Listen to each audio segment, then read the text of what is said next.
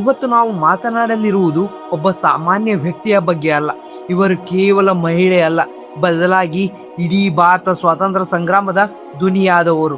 ಅವರ ಮಾತುಗಳಲ್ಲಿ ಜೇನಿನಂತ ಸವಿಯೂ ಇತ್ತು, ಆದರೆ ಅವರ ಹೋರಾಟದಲ್ಲಿ ಸಿಂಹಿಣಿಯಂತ ಗಾಂಭೀರ್ಯವೂ ಇತ್ತು. ನಿಮಗೆ ಗೊತ್ತಾ, ಗಾಂಧೀಜಿಯವರು ಯಾರನ್ನಾದರೂ ಭಾರತದ ಕೋಗಿಲೆ ಎಂದು ಕರೆದಿದ್ದಾರೆ ಎಂದರೆ ಅವರ ಕಂಠದಲ್ಲಿ ಎಂಥ ಶಕ್ತಿ ಇರಬಹುದು. ಹೌದು, ನಾನು ಹೇಳಲು ಹೊರಟಿರುವುದು ಸರೋಜಿನಿ ನಾಯ್ಡು ಅವರ ಬಗ್ಗೆ. ಬ್ರಿಟಿಷರ ಎದೆಯಲ್ಲಿ ನಡುಕ ಹುಟ್ಟಿಸಿದ ಇವರು ಅದೇ ಬ್ರಿಟಿಷರನ್ನು ತಮ್ಮ ಕವಿತೆಗಳಿಂದ ಮಂತ್ರ ಮುಗ್ಧಗೊಳಿಸಿದ್ದರು. ಇತಿಹಾಸ ಪುಟಗಳನ್ನು ತಿರುವಿ ನೋಡಿದರೆ ಸರೋಜಿನಿ ನಾಯ್ಡು ಅವರು ಕೇವಲ ಕವಿಯತ್ರಿಯಾಗಿ ಕಾಣುವುದಿಲ್ಲ. ಅವರು ಭಾರತದ ರಾಷ್ಟ್ರೀಯ ಕಾಂಗ್ರೆಸ್ನ ಅಧ್ಯಕ್ಷರಾದ ಮೊದಲ ಭಾರತೀಯ ಮಹಿಳೆ, ಸ್ವತಂತ್ರ ಭಾರತದ ಮೊದಲ ಮಹಿಳಾ ರಾಜ್ಯಪಾಲರು ಕೂಡ ಹೌದು.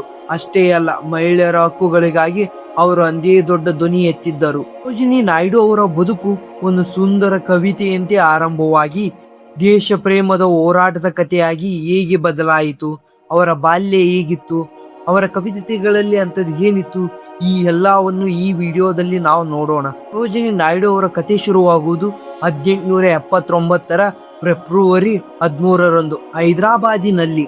ಅವರ ತಂದೆ ಅಘೋರನಾಥ್ ಚಟ್ಟೋಪಾಧ್ಯಾಯ ಒಬ್ಬ ದೊಡ್ಡ ವಿಜ್ಞಾನಿ ಮತ್ತು ಶಿಕ್ಷಣ ತಜ್ಞರಾಗಿದ್ದರು. ತಾಯಿ ವರದಾ ಸುಂದರಿ ದೇವಿ ಅವರು ಬಂಗಾಳಿ ಭಾಷೆಯಲ್ಲಿ ಅದ್ಭುತ ಕವಿತೆಗಳನ್ನು ಬರೆಯುತ್ತಿದ್ದರು. ವಿಜ್ಞಾನ ಮತ್ತು ಸಾಹಿತ್ಯದ ಈ ಅಪೂರ್ವ ಸಂಗಮದಲ್ಲಿಯೇ ಸರೋಜಿನಿ ಅವರ ಬಾಲ್ಯ ಕಳೆದಿತ್ತು. ಸರೋಜಿನಿ ಅವರು ಸಾಮಾನ್ಯ ಮಗುವಾಗಿರಲಿಲ್ಲ. ಅವರಿಗೆ ಚಿಕ್ಕನಿಂದಲೇ ಭಾಷೆಯ ಮೇಲೆ ಅಗಾಧವಾದ ಹಿಡಿತವಿತ್ತು.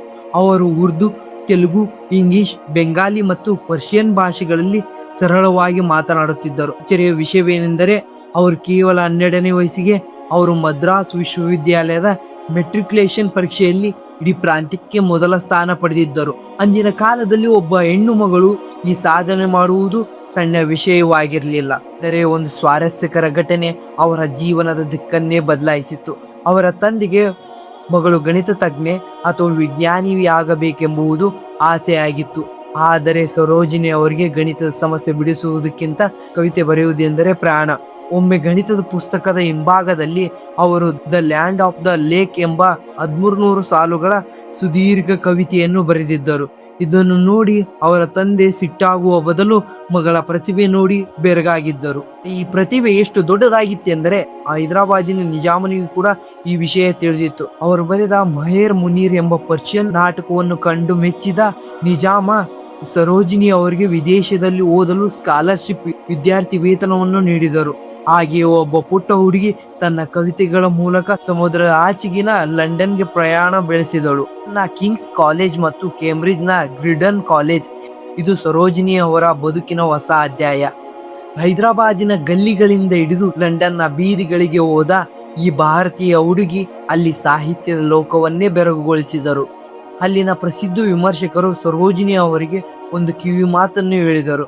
ನೀವು ಇಂಗ್ಲಿಷ್ ಶೈಲಿಯ ಬಗ್ಗೆ ಬರೆಯುವುದನ್ನು ಬಿಡಿ, ನಮ್ಮ ಭಾರತದ ಮಣ್ಣಿನ ಸೊಗಡನ್ನು, ಇಲ್ಲಿಯ ಹಕ್ಕಿಗಳನ್ನು, ಇಲ್ಲಿಯ ಜನರ ಬದುಕು ನಿಮ್ಮ ಕವಿತೆಯಲ್ಲಿ ತನ್ನಿ ಎಂದು. ಈ ಸಲಹೆ ಅವರನ್ನು ಮುಂದೆ ಭಾರತ ಕೋಗಿಲೆಯನ್ನಾಗಿ ಮಾಡಿತ್ತು. ಆದರೆ ವಿದೇಶದಲ್ಲಿದ್ದಾಗ ಸರೋಜಿನಿ ಅವರು ಕೇವಲ ಶಿಕ್ಷಣವನ್ನಷ್ಟೇ ಪಡೆಯಲಿಲ್ಲ, ಅಲ್ಲಿ ಅವರಿಗೆ ಡಾಕ್ಟರ್ ಗೋವಿಂದರಾಜುಲು ನಾಯ್ಡು ಅವರ ಪರಿಚಯವಾಗಿತ್ತು. ಅವರು ಓದನ್ನು ಮುಗಿಸಿ ಭಾರತಕ್ಕೆ ಮರಳಿದಾಗ ಒಂದು ದೊಡ್ಡ ಸವಾಲು ಎದುರಾಗಿತ್ತು. ಅದು ಅವರ ಮದುವೆ. ನಿಮಗೆ ನೆನಪಿರಲಿ, ಇದು 1898ರ ಕಾಲ. ಅಂದು ಜಾತಿ ಪದ್ಧತಿ ಎಷ್ಟು ಕಠಿಣವಾಗಿತ್ತೆಂದರೆ ಬೇರೆ ಜಾತಿಯವರನ್ನು ಮದುವೆ ಆಗುವುದು ಕಲ್ಪನೆಗೂ ನಿಲುಕದ ವಿಷಯವಾಗಿತ್ತು. ಅವರು ಬ್ರಾಹ್ಮಣ ಕುಟುಂಬದವರು. ಗೋವಿಂದರಾಜು ನಾಯ್ಡು ಅವರು ಬ್ರಾಹ್ಮಣ್ಯೇತರರು. ಇಡೀ ಸಮಾಜ ಇದನ್ನು ವಿರೋಧಿಸಬಹುದು ಎಂಬ ಭಯವಿದ್ದರೂ ಸರೋಜಿನಿ ಅವರು ಹಿಂದೆ ಸರಿಯಲಿಲ್ಲ. ತಮ್ಮ 19ನೇ ವಯಸ್ಸಿನಲ್ಲಿ ತಂದೆಯ ಸಂಪೂರ್ಣ ಬೆಂಬಲದೊಂದಿಗೆ ಅವರು ಅಂತರ್ಜಾತಿ ವಿವಾಹ ಆದರು.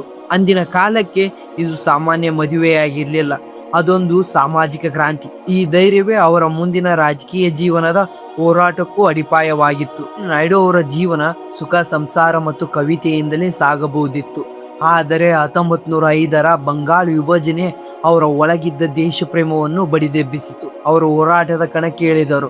ಈ ಸಮಯದಲ್ಲಿ ಅವರಿಗೆ ಸಿಕ್ಕ ಇಬ್ಬರು ದೊಡ್ಡ ಶಕ್ತಿಗಳೆಂದರೆ ಗೋಪಾಲಕೃಷ್ಣ ಗೋಖಲೆ ಮತ್ತು ಮಹಾತ್ಮ ಗಾಂಧೀಜಿಯವರು.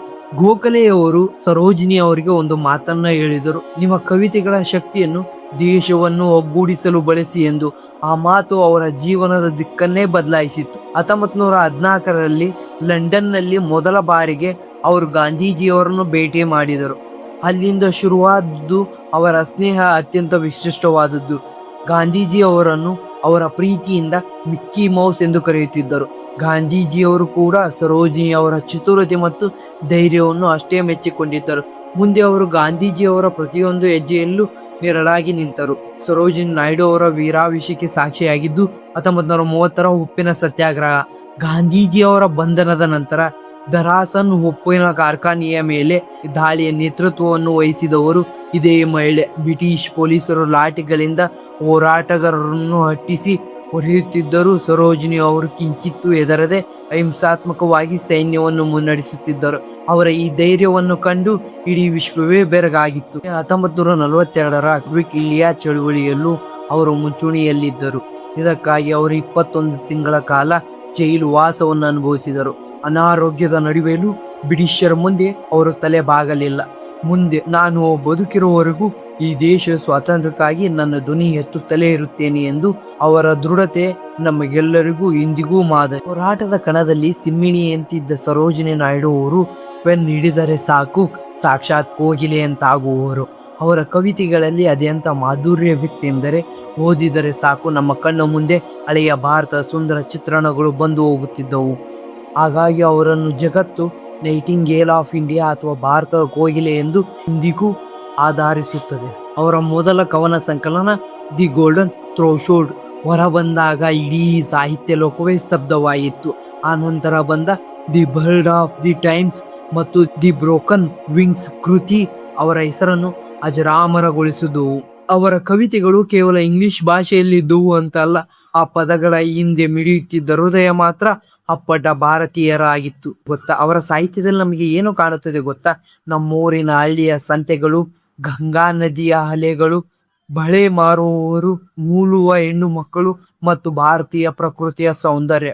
ಪಾಲಕ್ವಿನ್ ಬೇರರ್ಸ್ ಅಂತ ಕವಿತೆಗಳನ್ನು ಓದಿದರೆ ಪಲ್ಲಕ್ಕಿ ಹೊರುವವರ ನ್ಯಾಯಬದ್ಧ ನಡಿಗೆ ನಮಗೆ ಕೇಳಿಸಿದಂತಾಗುತ್ತದೆ. ಅವರು ಬ್ರಿಟಿಷ್ ಶೈಲಿಯನ್ನು ಅನುಕರಿಸಲಿಲ್ಲ, ಬದಲಾಗಿ ಭಾರತ ಮಣ್ಣಿನ ವಾಸನೆಯನ್ನು ಇಂಗ್ಲಿಷ್ ಸಾಹಿತ್ಯಕ್ಕೆ ಪರಿಚಯಿಸಿದರು. ವಿಶೇಷವೇನಪ್ಪಾ ಎಂದರೆ ಅವರ ಕವಿತೆಗಳು ಕೇವಲ ಸೌಂದರ್ಯದ ಬಗ್ಗೆ ಇರುತ್ತಿರಲಿಲ್ಲ, ಅವುಗಳಲ್ಲಿ ದೇಶಭಕ್ತಿಯ ಕಿಚ್ಚು ಕೂಡ ಇತ್ತು. ಸಂಕಷ್ಟದ ಸಮಯದಲ್ಲಿ ಅವರ ಸಾಹಿತ್ಯ ಜನರಲ್ಲಿ ಹೊಸ ಭರವಸೆಯನ್ನು ಮೂಡಿಸುತ್ತಿತ್ತು. ಒಬ್ಬ ಕವಯಿತ್ರಿ ಹೇಗೆ ತನ್ನ ಪದಗಳ ಮೂಲಕ ಇಡೀ ದೇಶವನ್ನು ಎಚ್ಚರಿಸಬಹುದು ಎಂಬುದಕ್ಕೆ ಸರೋಜಿನಿ ನಾಯ್ಡು ಅವರೇ ದೊಡ್ಡ ಉದಾಹರಣೆ. ಸ್ವತಂತ್ರ ಹೋರಾಟದ ಕಣದಲ್ಲಿ ಬರೀ ಧ್ವನಿಯಾಗಿ ಮಾತ್ರವಲ್ಲದೆ ಸಮರ್ಥ ನಾಯಕಿಯಾಗಿ ಕೂಡ ಸರೋಜಿನಿ ನಾಯ್ಡು ಅವರು ಬೆಳೆದು ನಿಂತಿದ್ದರು. 1925ರಲ್ಲಿ ಅವರು ಮಾಡಿದ ಒಂದು ಸಾಧನೆ ಇಡೀ ಭಾರತ ಮಹಿಳೆಯರ ಪಾಲಿಗೆ ಹೆಮ್ಮೆಯ ವಿಷಯವಾಗಿತ್ತು. ಕಾನ್ಪುರ್ನಲ್ಲಿ ನಡೆದ ಅಧಿವೇಶನದಲ್ಲಿ ಅವರು ಭಾರತೀಯ ರಾಷ್ಟ್ರೀಯ ಕಾಂಗ್ರೆಸ್ನ ಅಧ್ಯಕ್ಷರಾಗಿ ಆಯ್ಕೆಯಾಗಿದ್ದರು. ಅಂದಹಾಗೆ ಈ ಗೌರವ ಪಡೆದ ಮೊದಲ ಭಾರತೀಯ ಮಹಿಳೆ ಇವರು. ಅಂದಿನ ಕಾಲದ ಪುರುಷ ಪ್ರಧಾನ ರಾಜಕೀಯದಲ್ಲಿ ಇದು ಅತ್ಯಂತ ದೊಡ್ಡ ಮೈಲುಗಲ್ಲಾಗಿತ್ತು. ಸರೋಜಿನಿ ನಾಯ್ಡು ಅವರ ಮಾತುಗಾರಿಕೆ ಎಂಥವರನ್ನು ಸೆಳೆಯುತ್ತಿತ್ತು. ಅವರು ದಕ್ಷಿಣ ಆಫ್ರಿಕಾ ಮತ್ತು ಅಮೆರಿಕದಲ್ಲಿ ಪ್ರಯಾಣ ಬೆಳೆಸಿ ಅಲ್ಲಿ ಭಾರತದ ಸ್ವಾತಂತ್ರ್ಯ ಪರವಾಗಿ ಪ್ರಬಲವಾದ ಭಾಷಣವನ್ನು ಮಾಡಿದರು. ವಿಶ್ವಸಂಸ್ಥೆ ವೇದಿಕೆಯಲ್ಲಿ ಭಾರತದ ಘನತೆಯನ್ನು ಎತ್ತಿ ಹಿಡಿದರು. ಗಾಂಧೀಜಿಯವರ ನಂತರ ದುಂಡು ಮೇಜಿನ ಪರಿಷತ್ತಿನಲ್ಲಿ ಭಾಗವಹಿಸಿದ ಪ್ರಮುಖ ನಾಯಕರಲ್ಲಿ ಇವರು ಒಬ್ಬರಾಗಿದ್ದರು. 1947 ಭಾರತಕ್ಕೆ ಕೊನೆಯದಾಗಿಯೂ ಸ್ವಾತಂತ್ರ್ಯ ಸಿಕ್ಕಿತ್ತು. ಹೊಸ ದೇಶವನ್ನು ಕಟ್ಟುವ ಜವಾಬ್ದಾರಿ ಹಿರಿಯ ನಾಯಕರ ಮೇಲಿತ್ತು. ಆಗ ಭಾರತದ ಅತಿ ದೊಡ್ಡ ಪ್ರಾಂತ್ಯವಾಗಿದ್ದ ಯುನೈಟೆಡ್ ಪ್ರಾವಿನ್ಸ್, ಇಂದಿನ ಉತ್ತರ ಪ್ರದೇಶ್ ರಾಜ್ಯಕ್ಕೆ ಇವರು ರಾಜ್ಯಪಾಲರಾಗಿ ನೇಮಿಸಲಾಗಿತ್ತು.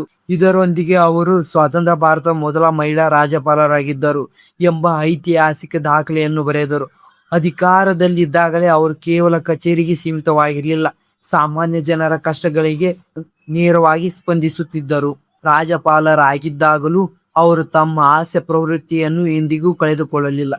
ನಾನು ಅರಮನೆಯಲ್ಲಿ ಬಂದಿಯಾದ ಹಕ್ಕಿಯಂತೆ ಇದ್ದಿದ್ದೀನಿ ಎಂದು ತಮಾಷೆಯಾಗಿ ಹೇಳುತ್ತಿದ್ದರು. ಆಡಳಿತದಲ್ಲಿ ಅಷ್ಟೇ ಶಿಸ್ತನ್ನು ಹೊಂದಿದ್ದರು.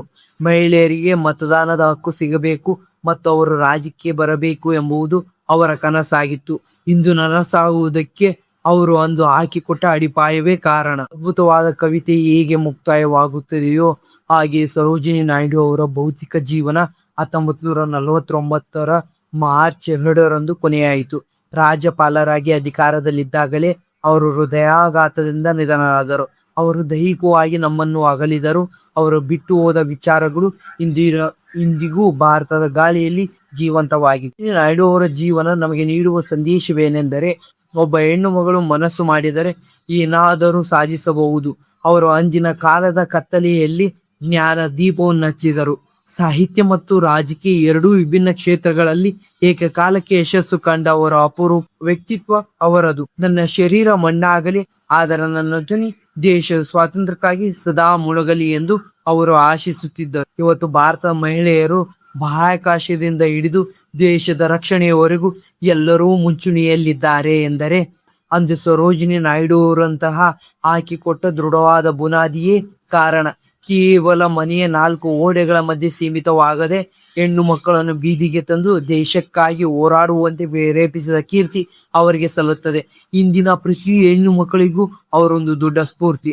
ನಾಯ್ಡು ಅಂದರೆ ಬರೀ ಹೆಸರಲ್ಲ, ಅದೊಂದು ಶಕ್ತಿ. ನಾವು ತಿಳಿಸಿಕೊಟ್ಟ ಈ ಸಣ್ಣ ಪ್ರಯತ್ನ ನಿಮಗೆ ಇಷ್ಟವಾಗಿದೆ ಎಂದು ನಾನು ಭಾವಿಸಿದ್ದೇನೆ. ಇನ್ ಕೇಸ್ ಈ ವಿಡಿಯೋ ನಿಮಗೆ ಇಷ್ಟ ಆದರೆ ನಿಮ್ಮ ಸ್ನೇಹಿತರಲ್ಲಿ ಹಂಚಿಕೊಳ್ಳಿ. ಇಂತಹ ಹೆಚ್ಚಿನ ವಿಡಿಯೋಗಳಿಗಾಗಿ ನಮ್ಮ ಚಾನಲನ್ನು ಸಬ್ಸ್ಕ್ರೈಬ್ ಮಾಡಿ. ಮತ್ತೆ ನೆಕ್ಸ್ಟ್ ವಿಡಿಯೋದಲ್ಲಿ ಸಿಗೋಣ.